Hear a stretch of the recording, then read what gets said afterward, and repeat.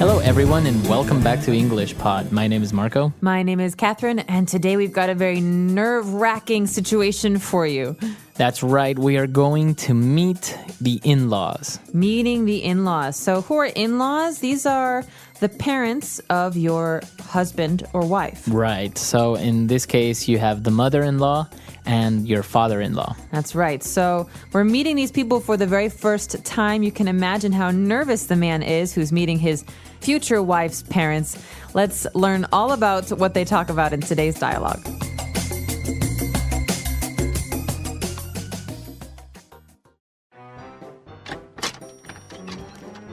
Mother, father, I'd like to introduce you to my fiancé, Bob. Hello, Bob. Welcome. Thanks for having me. Nice to meet the both of you. I've heard so much. So, Cindy told you about bringing home her last boyfriend then. Ha, that idiot. Shh, Thurston, you're going to scare the poor boy. Come in and have a drink. Dinner will be on in just a bit. What'll you be having? Whiskey, bourbon? Pick your poison. If you have a lemonade, that'd be great. Lemonade? Why, sure, there's some in the fridge. Mother makes her own lemonade from scratch. It's the best. So, what are your hobbies, son? If you want, we can do some hunting tomorrow. I've just picked up a new rifle I've been meaning to try out. Should be a real hoot. I'm not really, I don't really hunt. You don't hunt?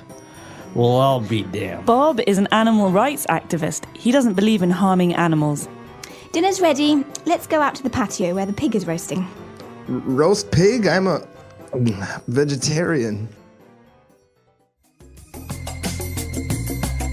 All right, we're back. So a very awkward situation. I think they might have a little bit of problems in the future.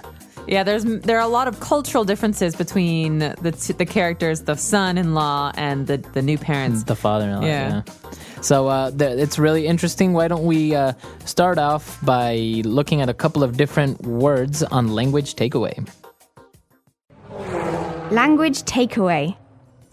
So first of all, we have the two characters, Cindy and Bob, who are getting married. So we call Bob Cindy's fiancé. Right. So my fiancé, and it comes from French, and it means to the person that you're going to get married to. That's right, the person you've decided to get married to. So we say fiancé. We can say the same word for a man or a woman. So he is my fiancé. She is my fiancé. Okay, my fiancé. Very good. So Cindy introduces her fiancé Bob to her parents, and they start talking a little bit, and her dad, Thurston, invites him to go do some hunting tomorrow.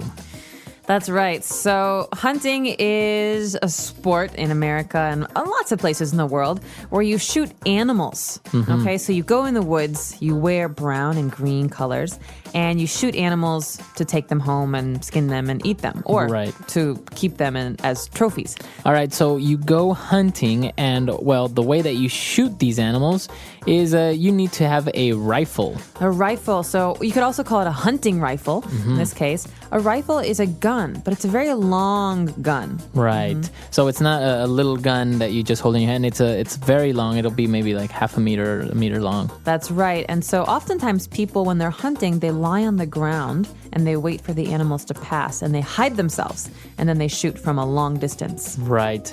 So he's talking about hunting. He's got a new rifle and he says, yeah, we should definitely go. It should be a real hoot. Should be a real hoot. This is a very fun spoken English phrase. It's said more by older people than by younger people. So this is why the father says it in the dialogue. A hoot should be a real good time, real fun. A hoot. So how can you use this like, oh, the party last night was a real hoot? Yep. You can say that. You could say, or she's a real hoot. She's really funny. Okay. She's really enjoyable. This is a little bit more like spoken and used by maybe older people, right? Yeah, my mother would say this. I wouldn't say this. So, oh my goodness, it was a real hoot. Yeah. All right.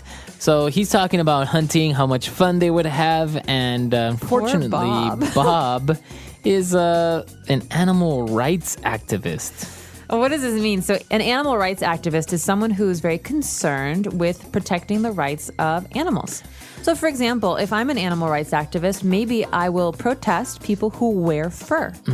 Or perhaps I will also try and secure land for a natural wildlife preserve so that animals can live in the wild. There's not houses or cars.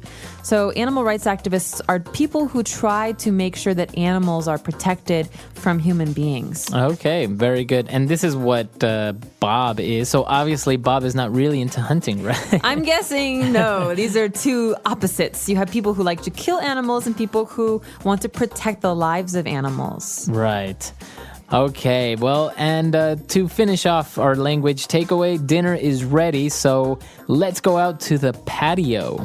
Okay, a patio is a space outside the house, usually in the back, that's paved. So there's like cement or bricks or some kind of tile. And that's where you have a table and chairs or some place to sit and rest. This is where you have a grill. So it's an outdoor area, but it's not grass. Okay, so it's not your backyard. Oh, it could be in your backyard. The patio could be in the backyard. That's right, but the ground in the patio is not grass. It's some kind of material like cement or brick. Or wood. Okay, very good. So great words there. Why don't we listen to the dialogue again? And we'll be back in a bit with Fluency Builder. Fluency Builder. All right, we're back. So we have 3 great phrases here on Fluency Builder. Why don't we start off with the first one? So the first one, we have to go back to the very beginning of this dialogue and think about these people who are introducing each other for the very first time. Cindy says, I want to introduce you to my fiance, Bob. Bob says to Cindy's parents, I've heard so much. I've heard so much. Okay, so this phrase, you can usually use it when you meet somebody for the first time. I've heard so much about you. That's right. So the longer version is I've heard so much about you. Basically, you're saying, listen, Cindy talks about you a lot. I've heard really nice things. Sometimes people like to joke. You say, I've heard so much about you. They say, I hope only good things. Yeah, or I hope not too much. I hope not too much. So this is a very polite way to respond when someone introduces themselves. Okay. I've heard so much about you. It's a pleasure to finally meet you. Exactly. Okay. So they started talking, and actually Thurston offers him a drink. He says, well, what do you want? Whiskey, bourbon, pick your poison. All right. This is one of my very favorite phrases in English. The father-in-law wants to give the new son-in-law a drink, and there are many different options. So pick your poison means pick your drink. You might hear this at a bar. What do you want to drink? Well, pick your poison. Right. You could have whiskey, rum. So usually we're just talking about alcoholic drinks. Okay, so you wouldn't really use this for juices or water or something like that. Nah. Okay. This is for alcohol. Okay, so if you say pick your poison, that's for alcohol, right? Or maybe you can ask somebody what they're drinking. You would say, what's your poison? Yeah, what's your poison? Okay. So poison in this case is a slang term for alcohol. Very good. And finally, when Cindy was talking about lemonade that her mother makes, she said she makes it from scratch, to make something from scratch. You could say, my mother makes chocolate chip cookies from scratch. This means to not to buy something in the store, but to make it all yourself from nothing.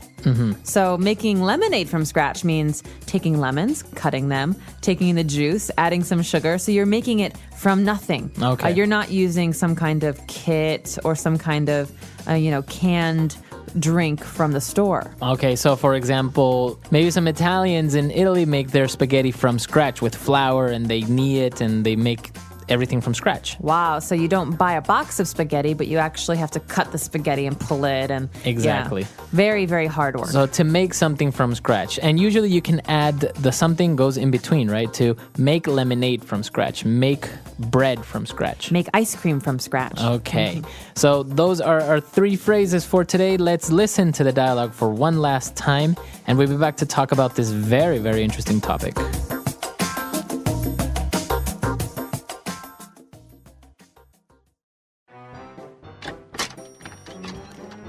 Mother, Father, I'd like to introduce you to my fiance, Bob. Hello, Bob. Welcome. Thanks for having me. Nice to meet the both of you. I've heard so much. So, Cindy told you about bringing home her last boyfriend then. Ha, that idiot. Thurston, you're going to scare the poor boy. Come in and have a drink. Dinner will be on in just a bit. What'll you be having? Whiskey, bourbon, pick your poison. If you have a lemonade, that'd be great. Lemonade? Why, sure, there's some in the fridge. Mother makes her own lemonade from scratch. It's the best. So, what are your hobbies, son? If you want, we can do some hunting tomorrow. I've just picked up a new rifle I've been meaning to try out. Should be a real hoot. I'm not really, I don't really hunt. You don't hunt? Well, I'll be damned. Bob is an animal rights activist. He doesn't believe in harming animals. Dinner's ready. Let's go out to the patio where the pig is roasting. Roast pig? I'm a vegetarian.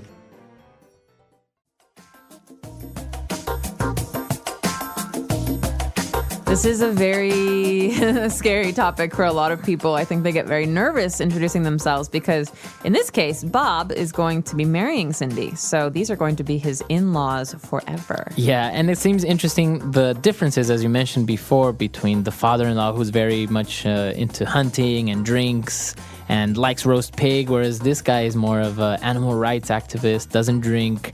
He's a vegetarian. He doesn't eat meat. So I think it would be very complicated. And I think this happens a lot also with people from different cultures, right? Mm-hmm. Maybe you're Asian and you're marrying an American or something like this.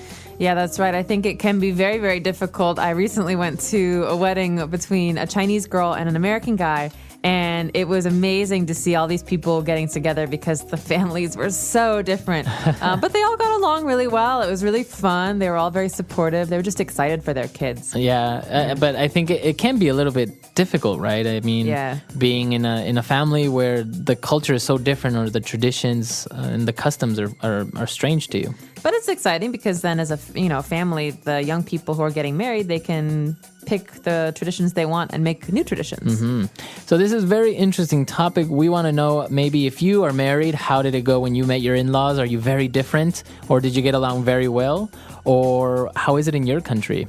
Yeah, please do let us know. Our website is englishpod.com. We hope to see you there. All right, everyone. Bye. Bye.